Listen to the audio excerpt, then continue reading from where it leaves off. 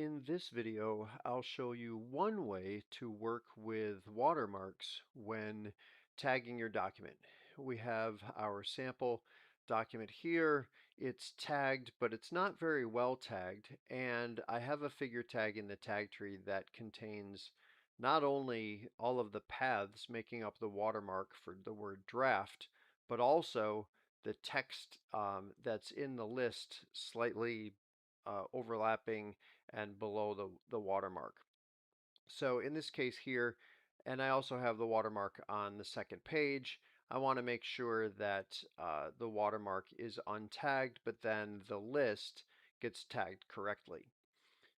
So up in the toolbar in PDFix, I'll go ahead and select my object tool first so that I can select just the object, so the images that make up the watermark and not the text, for example, in the list. Now, when I select the various images in that comprise the watermark, I can go over to the information panel on the right-hand side in PDFix, and I can see how, where the placement is on the page from the left border of the bounding box for the letter D, for example, here, top and bottom and the right side and so on, and also how wide and how tall the width and height are for this image that makes up the letter D. Also, if I select then the image that makes up the letter R, I notice, for example, that the width and the height change based on which letter or image of a letter I'm selecting here. Now, there's many ways to go about adding these to the template to make sure that they get artifacted. There's probably, honestly, more efficient ways as well, but like I said, I'll show you one way to handle this today. So I'll go ahead and select the D in draft, but then go over to the template panel. And right now I just have kind of my auto tag generic template that I had used to add the tags to the document. Right, so I'll select the letter D, and then I can right click on it and then add to template as an artifact. So when I select artifact, then I want to make sure that the function is object underscore update as opposed, for example, to text update or text line or anything like that. I want to choose object update, and then I'm going to use the width and height of each image of a letter to tell PDFix which things to mark as artifacts, and then make sure then that I get my list tagged when I retag the document. So object update, width and height are selected for the D. Go ahead and hit OK, and then we notice that it's been added to the template over in the template panel. So I'm going to do the same thing, select the R in draft, right click on it, add to template as artifact, object update, width and height, hit OK. Do this again for the A, kind of go through this a little bit quickly. Select the A, add to template, mark it as an artifact. Again, object update, width and height, hit OK. We'll do this again for the F. And we'll notice, by the way, that as I do this in the template panel, it's starting to get filled out with each one, right? So select the F and then add to template as an artifact, object update, width and height. Okay, and then finally for my letter T, one more time, add to template, artifact, object update, width and height, hit OK. And then we've got all of the images making up the word draft accounted for in our template panel.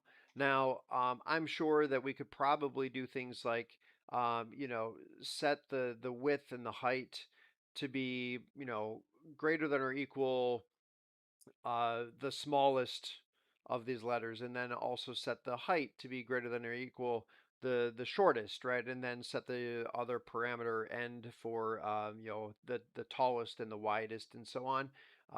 But that would require going back and forth from the information panel, perhaps, to figure out what those numbers are and then putting them in. I just think it's easier to just right click on it, add to template, select width and height, and there you go. So maybe my template is a little bit longer, maybe a little less efficient that way, but it's got all of the parts in it. So now when I hit auto tag, and overwrite the tags that are currently in the tag tree. Go ahead and hit run here, and then we have a bunch of paragraph tags now, but I don't have my figure tag. And then notice that my list is now tagged as a list, right? And then if I look at the tags on the second page, there's just the paragraph and then a paragraph, but not draft, right? I could then go back to my selection tool now in PDFix and go up to the top, for example, and select the text for the title of my document that I would want as the H1. And I can right click, add to template, mark that as an H1. In this case now, it would not be an object update, but it would be a text line update. And then I might use, for example, the fill color and the font name and the font size and uncheck width and height. And then that gets added to my template as an H1. So here it is below. So the heading level H1. And then similarly, I could do for my H2s. I could add those to the template as H2. Again, text line update, fill color, font name, font size. Go ahead and hit OK on that. It gets added to the template as well. And then I can auto tag one more time using the template that I now have, overwrite what's in the tag tree with what I want, and then we have our H1 and paragraph tag, and then H2 and so on. Still no figure tag for the watermark, but we do still have our list and so on. And then on page 2 we have the H2 and then the next paragraph and so on. So a little bit of a bonus there with maybe doing some heading levels in the template, but the main focus here, how to artifact your watermarks. One way to artifact your watermarks when tagging and remediating with PDFix. And of course, you could save this template then, and you would be able to reuse it for other documents in other batches, share it with colleagues, use it in the SDK, etc. I hope this is helpful.